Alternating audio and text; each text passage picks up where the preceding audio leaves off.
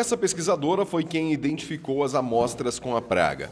Ela é professora da Universidade Federal de Goiás e, em um trabalho de monitoramento voltado para a helicoverpa, acabou encontrando as plantas com a mosca da haste. Nós temos um projeto, helicoverpa, financiado pela Fundação para a Pesquisa aqui de Goiás, e nós estamos fazendo monitoramento em algumas áreas, e em uma dessas áreas, eu e meus alunos nós estamos coletando, e eu, por curiosidade, retirei plantas tiguera, e aí, abrindo a planta, eu já percebi que ali tinha uma praga, e nós levamos para o laboratório, identifiquei como uma mosca da haste, mas que quis confirmar.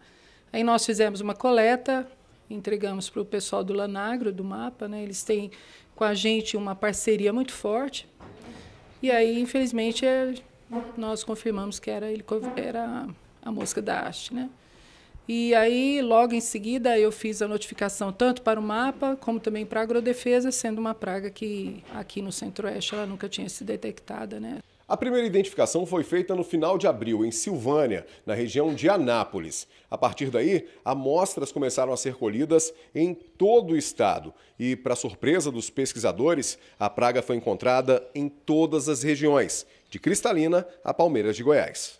Nós começamos a detectar nessa área, próximo a Anápolis. Aí depois, com o tempo, nós começamos a expandir e também pedir ajuda para outros produtores. E a gente recebeu coleta de várias regiões, e aí praticamente a gente vê que ela está estendida em vários raios, Então, na direção para Rio Verde, na direção para Cristalina, na direção, por exemplo, para Piracanjuba, e também Palmeiras de Goiás. Então, praticamente essas regiões onde tinha tiguera de soja, na estrada, em cultivos, de milheto, milho, girassol, nós encontramos, infelizmente, soja tiguera e a praga junto.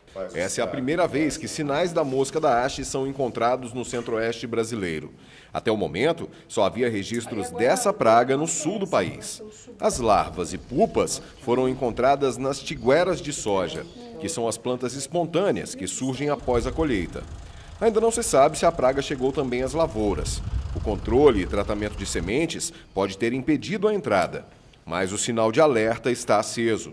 Segundo o coordenador do Programa de Prevenção e Controle de Pragas da Soja da Agrodefesa, o mais importante nesse momento é entender o alcance que a praga já atingiu e respeitar a instrução normativa estadual, que preconiza a destruição das plantas voluntárias.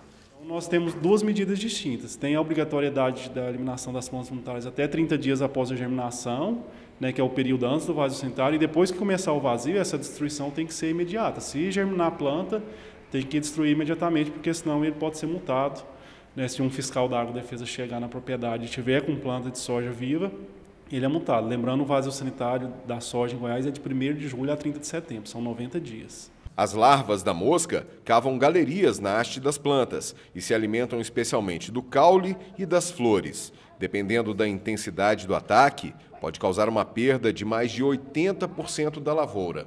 Segundo o consultor da AproSoja, ainda não existem sinais de impactos na lavoura, mas o importante é seguir as instruções normativas e respeitar o vazio sanitário da soja. A gente já tem custos extremamente elevados para o controle de pragas e doenças com as já tradicionais aí nos nossos campos. O surgimento de uma nova praga, que pelo que se parece é uma praga de difícil controle, é certamente um sinal de alerta.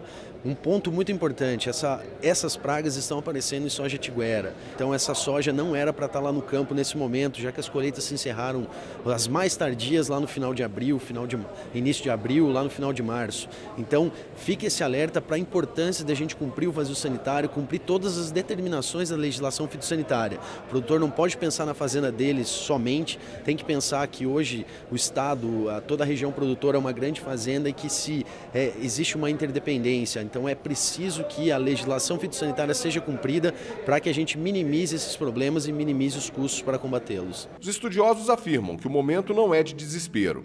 É importante apenas não deixar plantas vivas durante o vazio sanitário, para que a praga não sobreviva ou crie resistência. O não cumprimento da medida pode acarretar em multa para os produtores. O que é importante é entender que quando você deixa uma planta ali, e ela é uma planta espontânea, com certeza também as pragas virão, Então você não tem um controle sobre elas. Então eu sempre falo assim, não deixa alimento para praga, não deixa alimento para praga. Que praga seria? Tanto doença como inseto, ácaro, o que seja.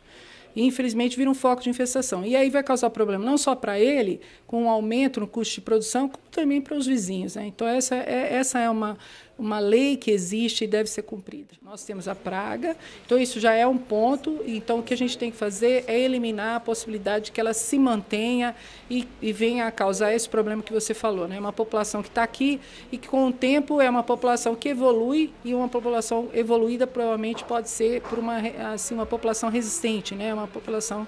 Porque há uma pressão de seleção e aí você vai ter um inseto que, às vezes, o controle hoje já não vai funcionar lá na frente. Então, a gente tem que tomar cuidado.